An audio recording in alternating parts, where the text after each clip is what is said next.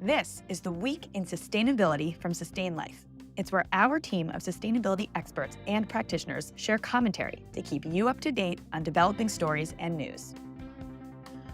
I'm Melissa Raid. I'm the Chief Sustainability Officer at Sustain.Life. I am joined today by Hannah Asofsky, a data analyst on our sustainability team. Our two stories for you this week are both about money. One, we're going to talk about a new investment announced by United Airlines in sustainable fuel, as well as the White House's proposed budget for 2024. Hannah, you want to kick it off with the United investment announcement? Totally. So they announced a $15 million investment into a carbon capture sustainable fuel effort. This is a company called Svante. And this is the latest in sort of a string of investments that they've been doing for the past few years. It's coming out of their Sustainable Flight Fund.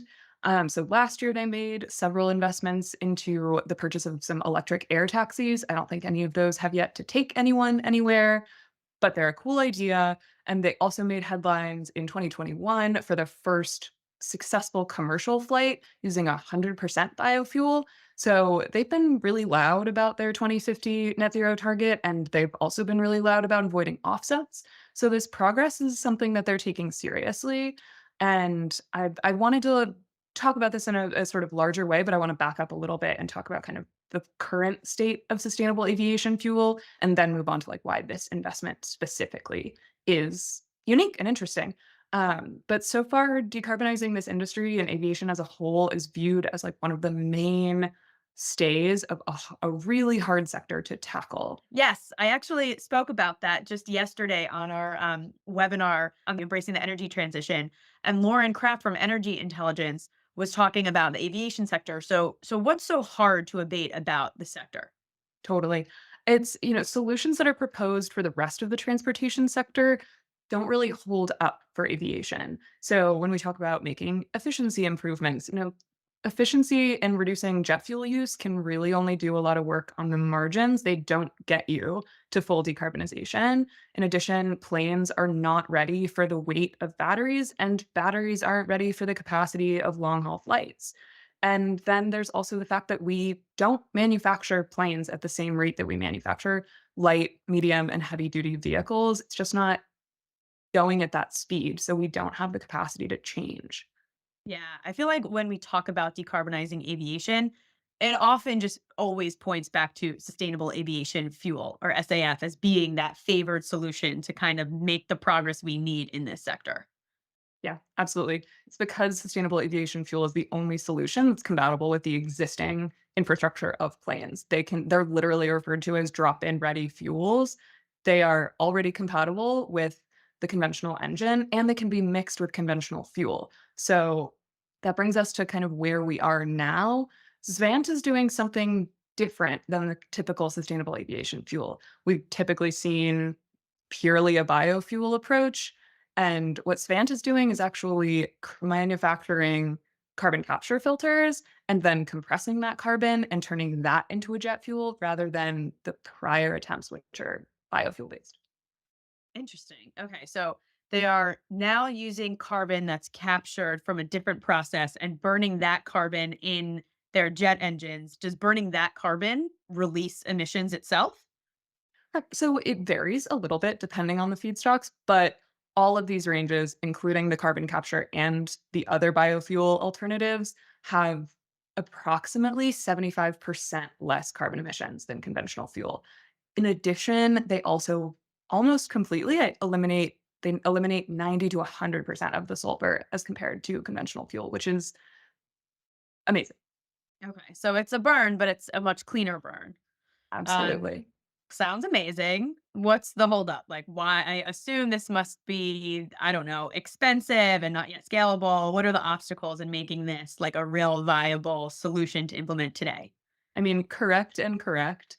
They are much more expensive than conventional fuels, and they've also got some limitations placed on them. Right now, planes can't be using more than a 50-50 split between these alternative fuels and conventional. Even with that maximum, most commercial flights are not hitting that maximum because of the expense limitation. But the good news here is that the 2022 IRA does include some tax credits for sustainable aviation fuel use as well as sustainable aviation fuel research. So we're going somewhere. Commercial flights aren't going anywhere, or I guess they're going everywhere, but they're they're here to stay. Yeah. And so I think that ramping up this kind of progress is really interesting to watch. Yeah, totally. All right, cool. Well, taking that lead on the government spending and incentives, I want to talk a little bit about this newly released budget package that the Biden-Harris administration put out. It's their 2024 proposed budget. So this is the budget that they are requesting that Congress accepts. It's a $6.8 trillion package. And the part that we want to talk about, obviously, is the climate mitigation part, because those funds were really at the forefront of this package across a couple of different, I'll call them disciplines, but from the lens of equity and environmental justice, jobs, manufacturing, actual decarbonization. It was pretty cool. That's huge. What's included in the package? So there's some of the big ticket items. And again, this, if anyone wants to read the 185-page proposed budget, you can do it right on the White House press release page. We can include a link. But the biggest ticket items in the climate part was $1 billion for R&D technology for fusion, which is very cool. The biggest piece, frankly, is $52 billion for industrial decarbonization. And that's a 13% increase from the 23 package. And a chunk of that, there was $1 billion to basically set up a whole new government office, and that's the Industrial Efficiency Decarbonization Office. Again, focusing on those industrial, hard to decarbonize industry processes. There was also $1.3 billion to accelerate clean transportation, and a third of that was from like carbon cutting aviation technologies in support of the administration's goal, tying it back to aviation. The administration actually has a goal for zero carbon emissions in the aviation industry by 2050. And that's part of our broader, federal government's net zero by 2050 across all economies goal, which is pretty crazy. And then the remaining two-thirds of that was from decarbonizing federal fleets. That There sounds really fantastic. Yeah, yeah, it was amazing, and there's a lot more money in there. There was, like, almost $1 billion in there for clean energy jobs, specific to communities that used to depend on fossil fuels. So it's the same message that we've been seeing in things like the IRA and some of the other big packages that this administration has put forward around transitioning to a net zero economy and doing it in a holistic way that really ties our economy and our jobs and the very infrastructure of how we operate as a functional economy and society in the United States, tied to, transitioning to net zero and really decarbonizing. That's really exciting and kind of everything that I want to see coming out of a budget. How likely are we to see this become reality?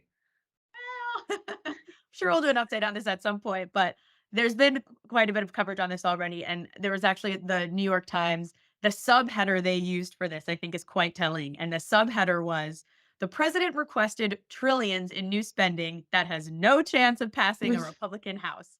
So I don't even know if this is a negotiating tactic, or really there's been a lot of commentary that says this is less about proposing a viable budget and was almost viewed, I think, on both sides of the aisle as more of like a campaigning tactic by the administration to communicate Yeah, and convey to the voting base, these are our values. This is what's important to us. This is what I want to do.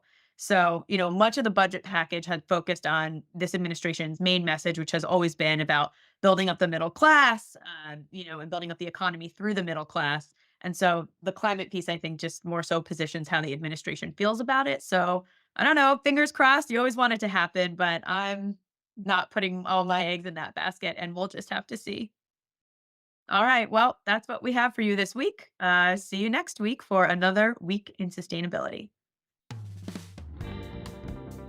Sustain.Life is a sustainability management SaaS platform with deep carbon expertise that helps future-proof small and medium-sized enterprises by taking climate action. Go to Sustain.Life to learn more.